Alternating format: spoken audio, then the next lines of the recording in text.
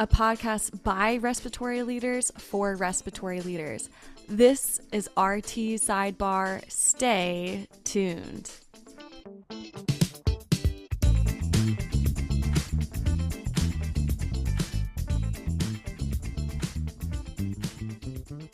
Awesome. All right. Hello, Fireflies. I am so excited to be doing this podcast recording today with the Jessica Overgoner.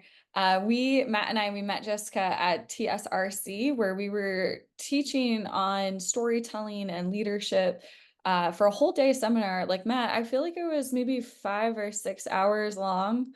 Our Yeah, seminar. Yeah. yeah, it was about that.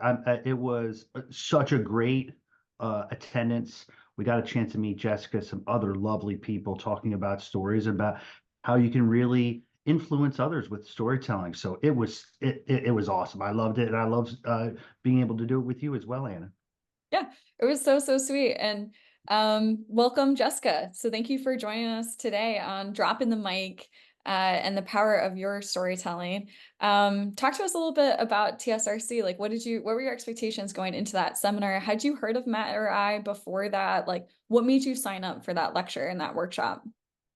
Yeah, so I've been a respiratory therapist for 23 years, and over the course of my journey, moved from bedside and to a supervisor role about 3 years ago, 4 years ago, and then had this opportunity to be in a leadership position as manager.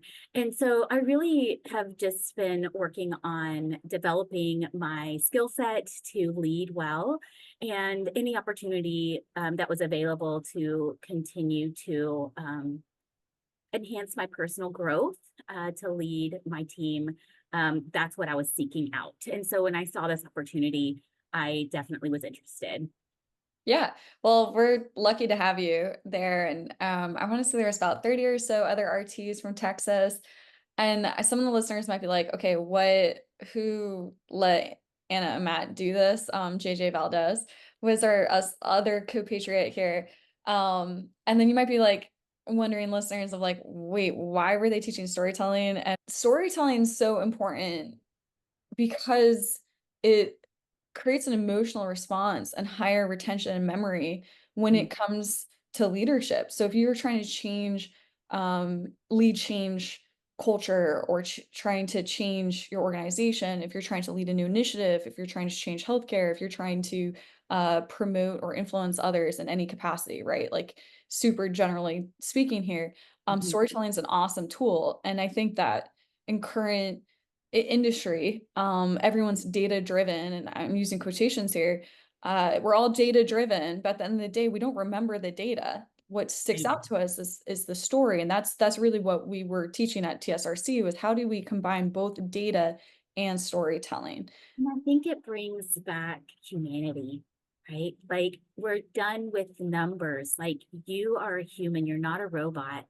And being a human means that there's a story, there's a journey, there's a why behind why you show up. It's not always about the numbers or the check boxes or the tasks.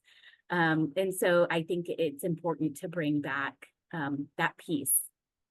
Right. Especially in patient care, like you're instituting all these different quality improvement projects and you're trying to improve overall patient care, but at the end of the day, we start to be desensitized to the individual who is the patient. And the patient themselves require a story to know that they can get through whatever hurdle that they're experiencing. So there's this element to storytelling that's a craft and an art form, and it can be learned, and it's a muscle that needs to be flexed and actually thought about, like a discipline that needs to have attention to. While again, I'm not saying like remove data entirely. It's like, how do we balance both in Absolutely. this aspect? Who were you joined with at TSRC? There was someone who was sitting across from you, and I can't remember her name. Was that Tara? So I do have a co-manager and she had joined as well. And I'm trying to remember all the faces. They're such beautiful people. And we had great dialogue. But yes, my co-lead was with me. So that is perfect, because let me set the stage here. We had discussed storytelling, what makes a good story, and then frameworks to storytelling. So context, conflict, outcome was the framework that I had instructed on. And then I gave a storytelling prompt to everybody to tell a story on. And the second half of the workshop was, okay, now everybody get up and tell a story. You got 5 minutes. I'll give you feedback, but you're going to tell a story in front of a group of strangers, either with this prompt or go a different direction.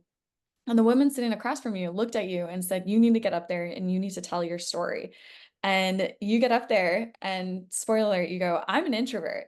Like that was really how you started this. You're like, hello, everyone. I am an introvert. So talk to me about that process of someone looking at you and saying, one, like there's this positive psychology element. Hey, you have a story that's worth telling.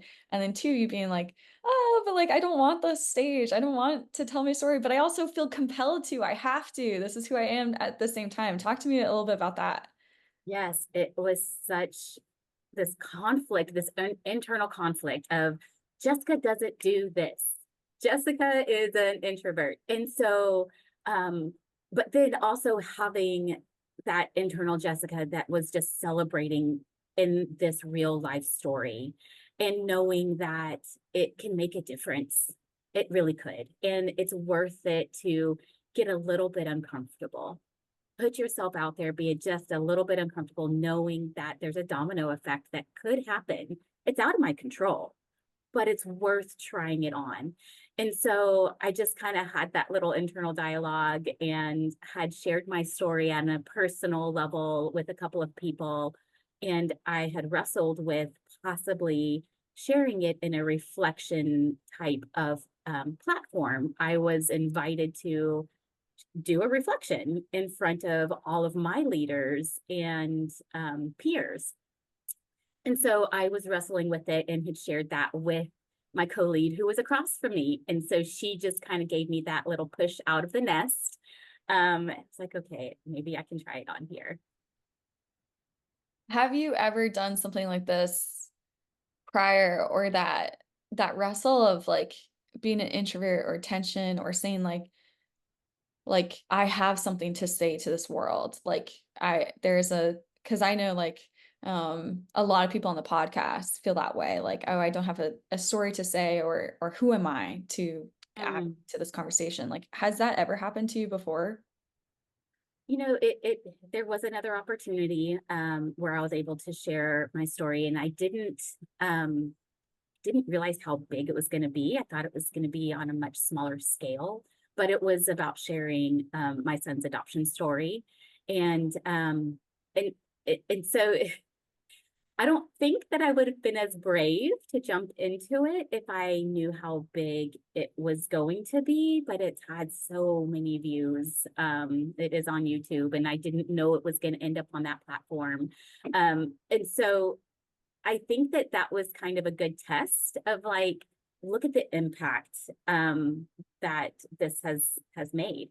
And so yes, I think that was kind of my first experience. And so holding on to that little golden nugget of like, it really is worth it to just kind of get a little uncomfortable and put your story out there and watch what happens. Do you still identify as an introvert? Absolutely. Absolutely. But I am finding that when I am speaking or referring to anything that I'm passionate about, that I have this little internal switch. And I was like, oh, this is new. Where did this come from? This isn't Jessica. And so it's kind of fun to kind of watch myself grow into something I never thought I would be okay with. And so, yes, it's interesting, but I'm excited at the same time. What would you tell to someone else who identifies as like, I'm an introvert, or maybe I'm just like scared to take that next step, whether it's like create my own podcast, my own TikTok, my own to post the picture, whatever their wrestle is of private and public and introversion, extroversion. What would you tell them? Would say to never minimize who you are and what you have to give. Everything matters. Every person matters. Every experience matters. And if you stay silent, you may be withholding a gift from someone that needed to hear that. And you may not ever know the ripple effect that that had, but just holding on to the hope that that could have helped somebody and that it's worth it, right? When we all come together and share a piece of who we are, I think that's what makes the beauty happen. I love that. We started the prompt that I gave everybody else was a childhood item. Tell a story about a childhood item, where it is, what it is, why it's significant to you. Describe the item, like it was such a simple prompt, and people would be like, "Oh, my item's a piggy bank that lives in my daughter's room, and the money we put it," and it was so simple, but then it elicited such an emotional response that was so relatable. And again, like I love the mundane that can become Yeah. greater. Like you don't have to wait for a crazy story to happen to you. Like we all have stories, and you don't know what that ripple effect is. And actually some of the most simple stories are like the most powerful. Your story is a little different though, and I feel like we we should jump right into it. Do you mind sharing your story? This is your stage, to bring us back to Texas. Tell the story that you then later told, to your colleagues and peers. Your story is definitely not the mundane. Sure, thanks. Yeah, it really is kind of multifaceted too. And so I had to really think about honing it into my audience because it could go on. There was so much that happened in that journey and in that season. And so the audience at the time just needed a little reflection. And I was like, okay, well, let's talk about some of our core qualities that we try to drive home at our institution. And it was our service commitments of extending kindness and listening to understand. And I was like, I I've been there. I've had someone that truly listened to understand me and who extended kindness to me. And so it's like, yes, like we're always like, go and do this, go extend kindness and go and listen. And I was like, okay, so what does that mean? What does it mean to be listened to and extend kindness? And so I shared my personal journey of what it was like to be a recipient of these two things. So this is kind of what it looked like. And I had about 5 minutes or so to kind of put it out there. So I was like, here we are in our fourth quarter doing all of these evaluations with our team, pushing that extending kindness and listening to understand. So my name's Jessica, and I am a real live introvert. True fact about myself. 2 years ago, I underwent an MRI for breast cancer screening. It was just a screening. I immediately got a phone call saying that there was something that looked concerning and that I needed to undergo a needle biopsy. So quickly within the next week or so, I had that needle biopsy that revealed the results that I was definitely had early breast cancer. So being in the medical field, I wanted to take full control of the whole situation. I got other opinions. I did all the research. What is going to give me the greatest success? I want to live. I want to survive this. So the final decision was made to go ahead and do that bilateral mastectomy so that I would minimize the chances of ever seeing this again. It's like, let's just get rid of it. So a little backstory, I am a survivor of some childhood sexual trauma. And my trigger long into my adult life, healthy marriage, was my breasts. And so I decided years and years ago, I'm going to do the therapy. I'm going to overcome this. I am going to fight it. And I did. My trigger was gone. And I was like, praise God, here I am. I'm free. Shortly after is when I found out I had cancer. So I was so frustrated. I didn't understand, like, why is this happening? But I was like, you know what? I need to survive. My anxiety was through the roof. And I was like, we're lopping these guys off. This is what we're going to do. Don't care. We're just going to push through. So I put on my brave face, went into surgery. I'm sitting in pre-op and my husband's holding my hand and I have another friend there. And, I felt like I was just grasping at straws. I was like, what's going to ground me here? I had some worship music on. I was praying. My husband's there. And in comes my OR nurse. And she quickly apologized for interrupting what seemed to be a sweet moment of prayer. And I was like, no, it's fine. Come on in. We're just praying. And she was like, I'll give you 5 minutes. I'll come back. And that was my very first introduction with this lady. I hadn't met her yet. She came back, little old gray hair. She seemed like she was so full of wisdom. Went ahead and got my gurney ready to go. And we're going down this hallway that's just bright and cold. And I felt exposed. And I waited until I was as far away from the room as possible so my husband wouldn't hear me. But the deepest guttural sob came out of me. And she stopped the gurney, told anesthesia, you wait, just firmly. She bent down to my ear and said, Jessica, Jesus has the scars too. She didn't know my story. She didn't know the level of anxiety that I had. She didn't know any piece of it, but she listened. She saw me and extended kindness beyond belief. That moment changed me forever. I know that no matter what, wherever I am, that I can get a little bit uncomfortable and meet you in your journey and extend kindness because it just might make a difference. I am a real live introvert, and my name is Jessica. Thank you for listening.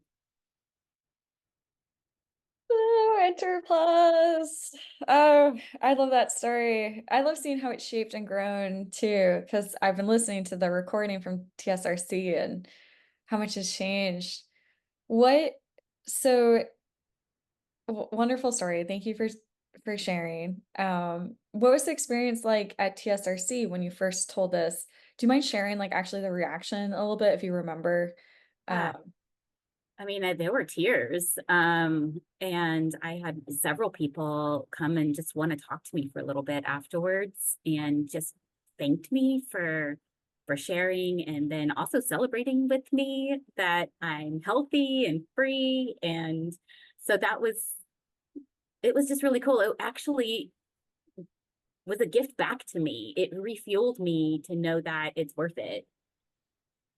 Matt, what was your when you experienced this live?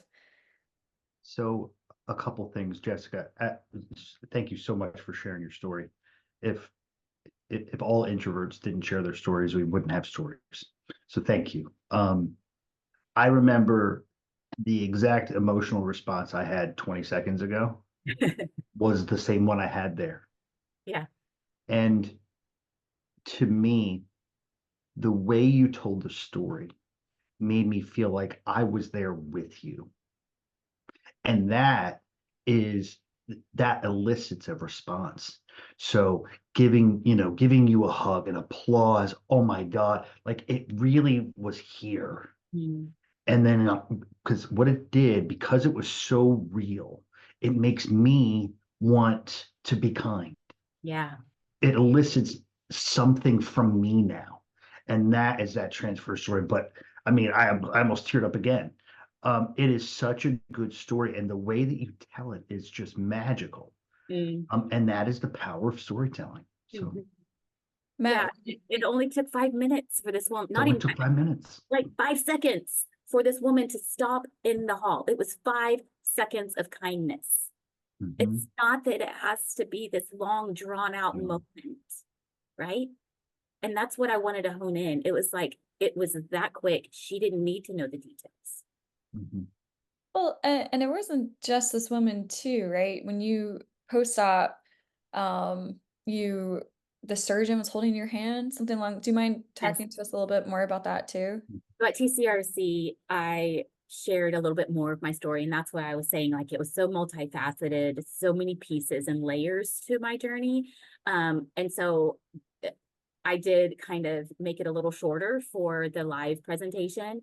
But yes, there was so much more. Like in post-op, I woke up just super confused, and I had a non-rebreather on, and I'm kind of guppy breathing, gasping, looking around, and I was coughing, and I looked down at the foot of my bed, and it's that head anesthesiologist. And I was like, oh, usually you're not the guy that's around. Like, why are you here?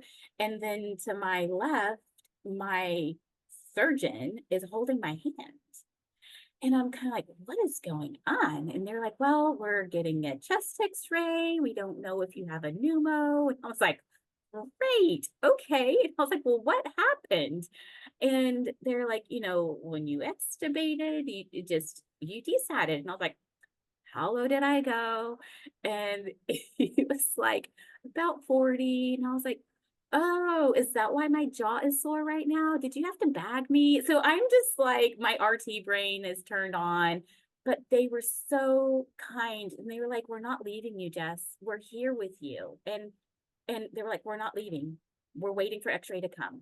And um, so I truly felt like I was in good hands, regardless of having a negative outcome in the moment. In the end, it was just a severe bronchospasm. I have asthma and I got out of it. It wasn't anything major, but that was scary. And I was just so thankful that they were giving me that full attention. And Matt, what you're describing there of like where you see it, where you're experiencing this with Jessica, that on a neurological level, it's called mirror coupling, where Yes. you start to experience the story yourself. And we do Mhm. this like when we're watching a horror movie and your heart rate increases and you jump, like when the person jumps, like it, we're actually experiencing to a degree when an effective storytelling, which Jessica, you successfully did, where we're experiencing ourselves, and that is so great. We leave feeling more connected and more empathetic typically with stories like Jessica, and not only does Jessica feel validated and healed and making sense of who she was and who she is, but those who got to listen to the story, it really is a gift and an act Yeah. of courage. So there's A, this full circle effect. a gift is a perfect word. That's what it felt like. It felt like a gift.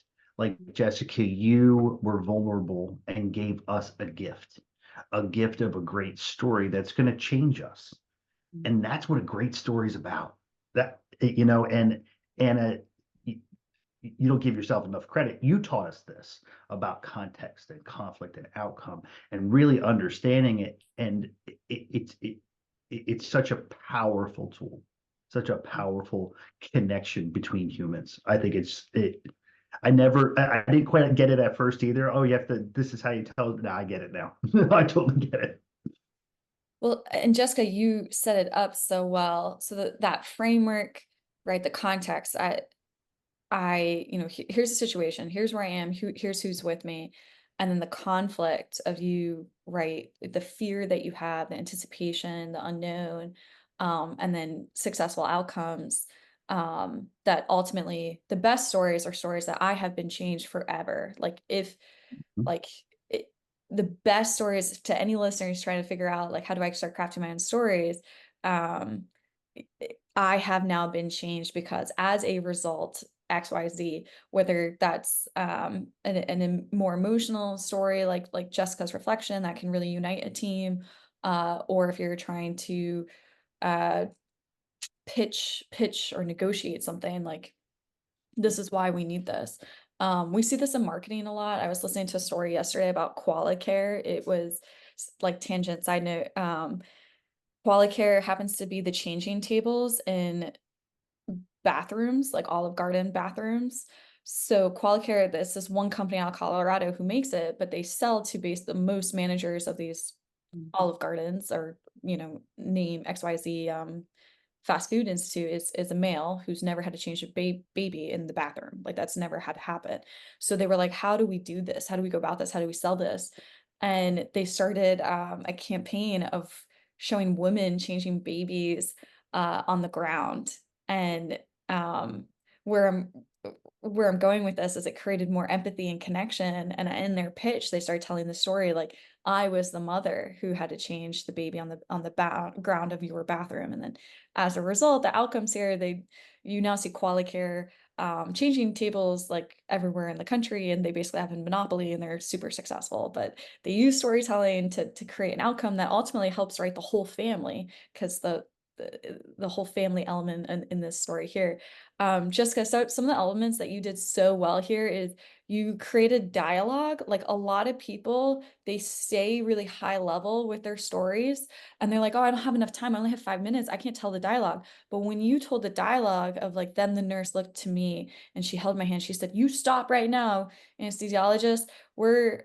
Jesus bears the scars too. We see that. We see her. In my head, she wears glasses, but like, but the white hair, the details of the person, you could elicit other senses in the story. Like, you could include the smell or the squeaky wheels of the gurney or the itchiness of the fabric you're wearing. You could elicit more senses, for sure.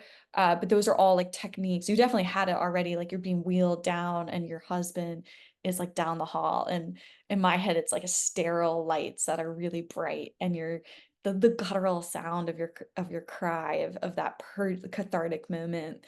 The listeners along for each point of the journey. And so those are just some of the, like, again, there's 8 elements that we kind of broke down in this workshop, but you crushed every single one of them. Like, we were like, wow, like the worship music and the fear and the tension, it so well done. Thank you. No, thank you. And really, I had just small pieces of it already kind of internally that that's what I wanted to do. But walking through your course just helped me to solidify exactly how I wanted to execute it. And so it was just such a value to learn from you guys and to have this tool. No, thank you. We were so scared nobody was going to participate. Like, I was so We nervous were. that nobody was going to raise their hand. I was looking at Matt and JJ being like, you guys better have something ready, because if we got, nobody, but all these RTs did, and your story, it crushed it. I do want to highlight too, this woman who was at your table, she Mhm. raised her hand, and it was like she needed a moment to just digest your story. And I really love that too. She got up and was like, hey, let's pause the phone here. Like, that was such a powerful story. Like, I'm gonna go back to my organization and I feel differently. And um like, it wasn't just one-on-one, so that went up to you. Like, we really had to like discuss, and we were surprised too. Again, we mentioned here the mundane, like, I don't want to say mundane in a derogatory way, but like the disrespectful way, like the piggy bank story, the which she never told the story, but she did kind of offline to me. There was a gentleman who told the story of his mom who knit him a sweater, and how his son now wears the sweater, and like just so charming, like story after story of like, wow, like, yeah, it was a really great conference. And Fun um, is I had a little side chat with that gentleman, and he was also Mhm. an introvert. oh, Oh yeah.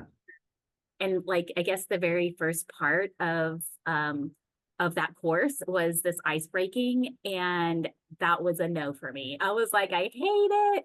And so I was like, where's my introverts? And so I was just panning across, and I see this guy off in the corner, and I was Mhm. like, is this the introvert corner? And he goes, yep. And I was like, I'm gonna hang out with you. We're gonna chat it out. And he was like, this is great. So we just hung out together because we were not comfortable. yeah. So it was beautiful to hear his story, and that we identified being introverts. So yes, I'll never forget that guy either. He was great. So how did you, I there's No, I live in New York, so I wrestle with this a little bit, but personally, there's an anonymity and there's power in that. When you go to a conference and nobody knows who you are and you're vulnerable and you get to drive home at the end to be like, that was great. And then there's the different what you did of telling this live in front of your colleagues and your peers and your friends, not just here I've been wrestling with breast cancer, but also a victim of abuse, like and people who know you. I think there's like a difference in the anonymity here. How did was that tough for you at all? It was actually a little bit. I mean, my boss was in the audience, and so I'm like, okay, and he doesn't know what I'm doing for my reflection. And so it was kind of spontaneous for some. Like I didn't get it approved. They just said, "Hey, Jess, we need you to do this." And I had this freedom to pull something together. Um, and so there, what was fun is when I started off saying, I'm a real life introvert. I had about 4 people in the audience that raised their hand and they're like, "Amen, sister." Like, and I was like, "Yay, here's my people." And so that was really fun, is that I had some interaction with them. There was about a total of 80 people, half online and half in the room. And it was going to be a 2-hour meeting, and my portion was just the beginning 5 minutes. But there was going to be some heavy discussion about some other items that were really intense. And so there was a pause afterwards where the leader, who was the MC really of it, was like, how do we move on from that? And wow, and thank you, and I can't top that, those kind of comments. And then additional people who were just like, wow, thank you so much. It wasn't this overwhelming gush of people following up with me, probably because it was still 2 hours of other content. But the response was beautiful, really, and very well received. Yeah. How that's great. And the courage again to do them both because it is different. I always think about that sometimes with actors, like, oh, never mind. We won't go down that tangent of a thought loop. But the power that is anonymity and who you can be when you know no one, and then who you are with all those who supposedly know you really well and don't fully know these other elements of yourself. And again, I think that's another great example of storytelling because uh, the creativity and flexing that muscle and looking at your past and getting to share another part of yourself that maybe people don't really aren't aware of, that wouldn't get to know. Like I left TSRC feeling connected to all these people and just pitching this again as like institute this at your own organization, like do a storytelling workshop. Uh yeah, the prompts and whatnot that are lighter perhaps. Doesn't have to be like a crazy story. And I thought, you don't have to have had a breast cancer journey for this to be relatable. Everyone has something that they're coming out of that is difficult. It could be a medical thing, it could be an emotional thing, it could be a trauma thing. And everyone wants to be seen, and everyone wants kindness. And so while mine story was quite specific to breast cancer, it still was relatable to every single person in the audience. And so I just knew that I was just reminding myself that it's worth it and everyone needs to hear. Mm. And we're lucky that you told it. So since that conference, are there other times that you've been able to integrate storytelling into your leadership? There was. And so, like I said, I just am doing new things that I never thought that I would do, but I participated in leading a resiliency course. I took this training to help be a co-teach. And so I took the training for it, and it was my opportunity to co-teach for the first time. And there's a script, it's a whole book. And really, you can just read it and that's it. And you don't have to add on any piece to it.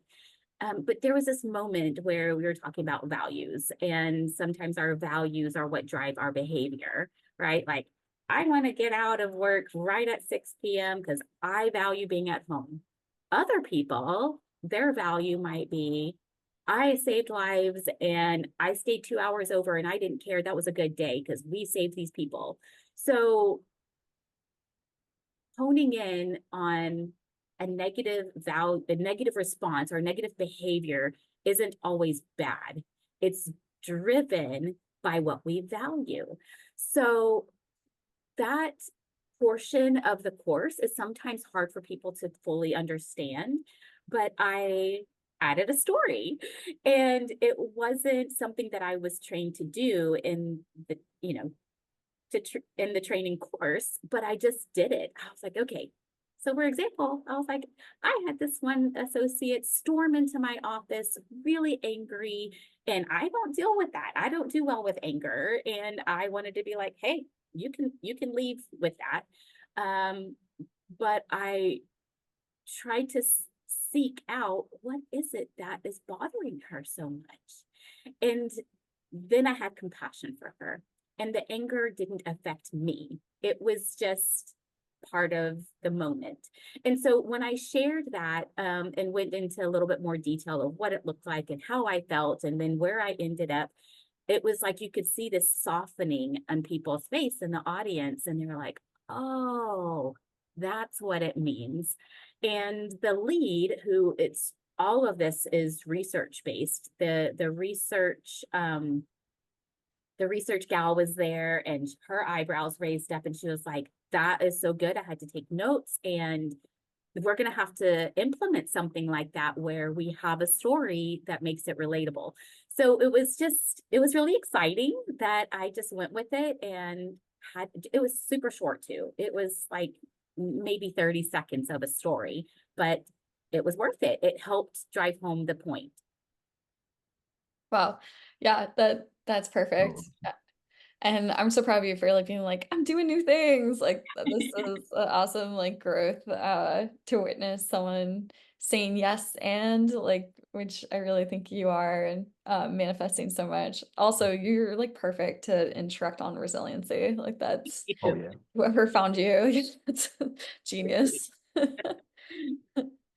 Matt, do you have any thoughts? Sorry, I'm cutting you off a little bit. No, there, I just, what I love about this topic is a story really frames the why. The why matters because as a leader, as a respiratory leader, you have to translate up and down, right? So the story might be a little bit different based on your audience. I think that you're really good at that, is you can tell the story to the audience that's appropriate. And Right. I think that's the way to go. So Anna, when you first talk, hey, we're not going to throw data out the window because the C-suite likes a little bit more data, Mhm. and your respiratory therapist like a little bit more emotion and connection with people. So knowing that, that's why I think that you're really good at storytelling, because you can adjust it and frame the why. Because I think the why really matters, really, really matters. So awesome. I love this conversation. I would say everybody likes stories. Like everyone, it's inherent to humanity. Like we've been telling stories. It's how we learn. It it's it's inherent, yeah, inherent to humanity. I to a C-suite person, depending on the presentation or the pitch, it's how you craft your narrative. So the example I gave at TSRC, so we just talked about context, conflict, outcome. That's one framework. The other one was head, heart, head. So if I start with the head, where I'm like, we need to institute awake and walking protocols, the A to F bundle.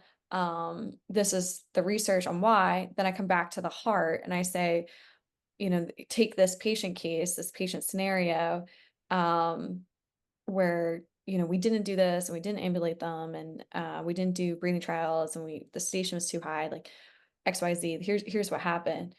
Oh, by the way, the patient was my grandfather, and now my grandfather can't walk. And then I come back to the head and I say, so in conclusion, if we had done this, we would save, Grampy, and it could save X amount of money and whatnot. And I'm gonna pull the tablecloth kind of out from under the food, the fictitious dinner setup. And what you're trying to do is create that effect where I'm pulling that tablecloth. And it creates a shocking moment, but now I'm associating Grampy with the program that I'm trying to institute. And that C-suite person, they're hearing so many things all the time that the data and figures, sure, it's just it's getting lost in the noise. When you combine data with emotion to any person, it's more effective. That's how I would think about it. Like, if you're right, there's different elements here. There's change leadership, um, institution change, creating more inclusive culture. There's a pitch, a negotiation, a presentation. And then there's like the stories you tell your children, the stories you tell your friends, the stories you tell yourself, right? Like even today, like Jessica, you saying I am an introvert. That is your identity, and the story and how you tell yourself that story is really, really important. Um, and the empowerment of the silence of others listening. There's this other element. I'm loosely categorizing those in different ways.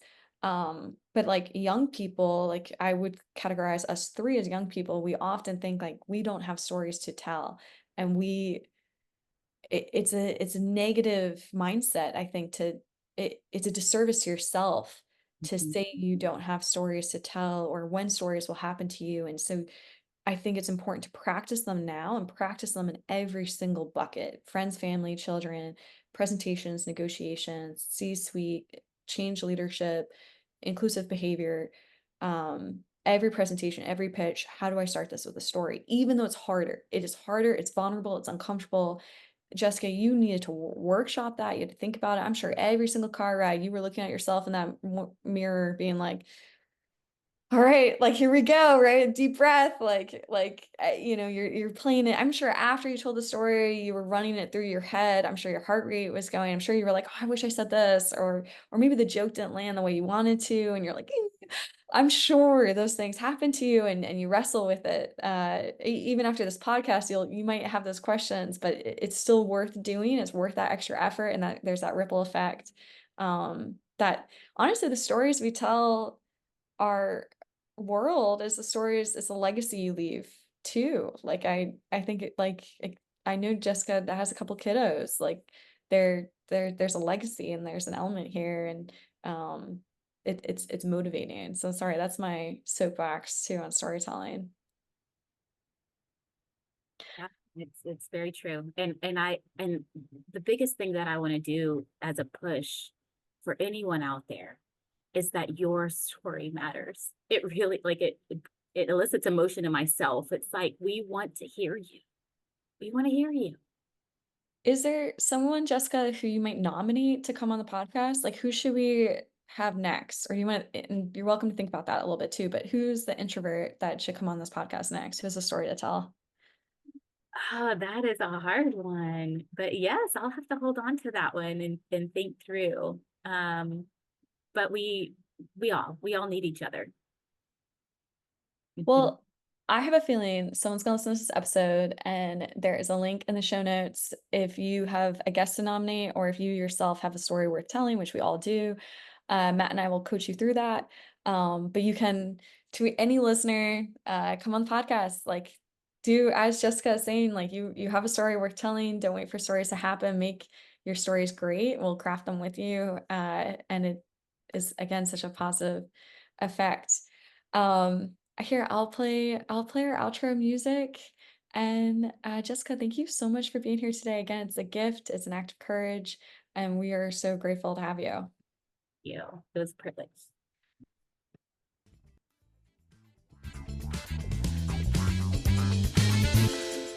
Vapotherm does not practice medicine or provide medical services or advice. Any clinical recommendations provided herein are solely those of the speaker. Practitioners should refer to the full indications for use and operating instructions of any products referenced before use. Pelvichco and Hayes are employees of Vapotherm. Butler is a paid consultant, and our guest is not compensated.